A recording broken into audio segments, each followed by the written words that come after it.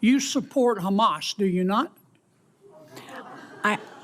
Senator, oddly enough, I'm going to say thank you for that question because it demonstrates the purpose of our hearing today in a very Let's start effective first way. with a yes or no. Hamas is a foreign terrorist organization that I do not support, but you asking the executive director of the Arab American Institute that question very much puts the focus on the issue of hate in our country. Well, I got your answer, and I appreciate it.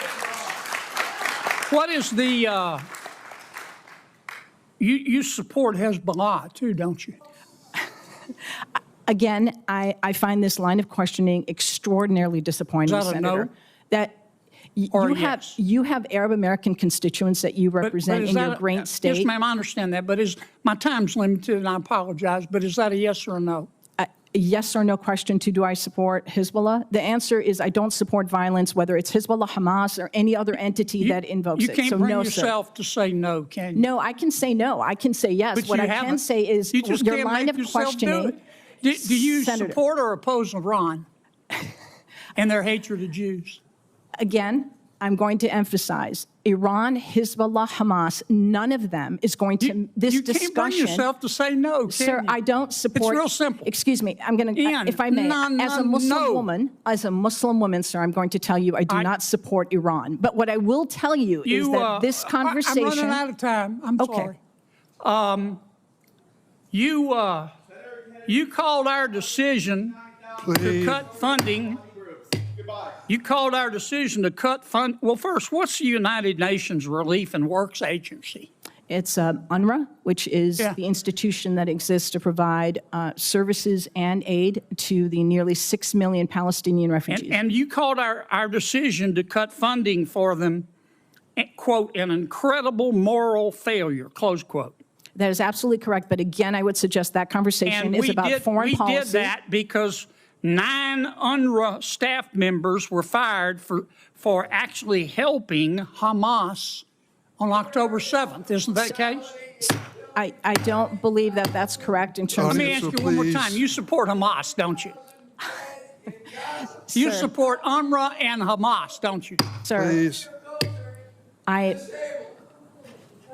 I think it's exceptionally disappointing that you're looking at an Arab American witness before you and saying you support Hamas. You know what's disappointing to me? I do not support Hamas. Bring yourself I do not support Hamas. You don't support UNRWA. You don't support Hamas. You don't. I was very clear in my support for UNRWA. Hezbollah, and you don't support Iran. You should hide your head in a bag. Your time has expired. Please.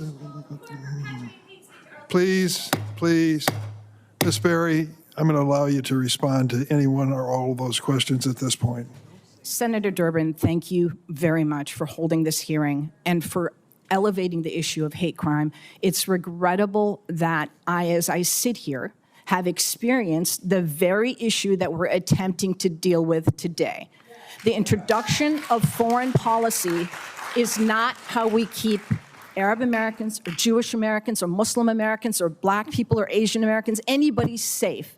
This has been regrettably a real disappointment, but very much an indication of the danger to our democratic institutions that we're in now. And I deeply regret that, and I do hope that my testimony today has been helpful to understanding the need to respond to hate.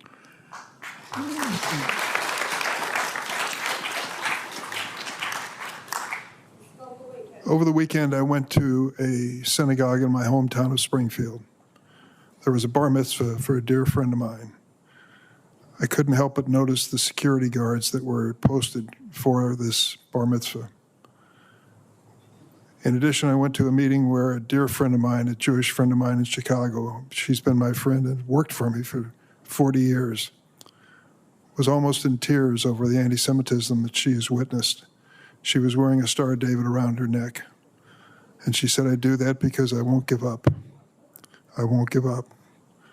I thought about it for this hearing, but I also thought about Wadia, a 6-year-old boy. I have a 5-year-old granddaughter. I love her like life itself. I cannot imagine this poor little boy answering the door and losing his life because he's Palestinian. My God, we can't see those things that I've just said in the same sentence without some people saying, oh, you've just chosen sides. I'm not choosing sides here except for the side of, I hope, common decency and democracy. We've got to have this conversation. We've got to do it in a civilized manner. I regret some of the things that were said today at this hearing.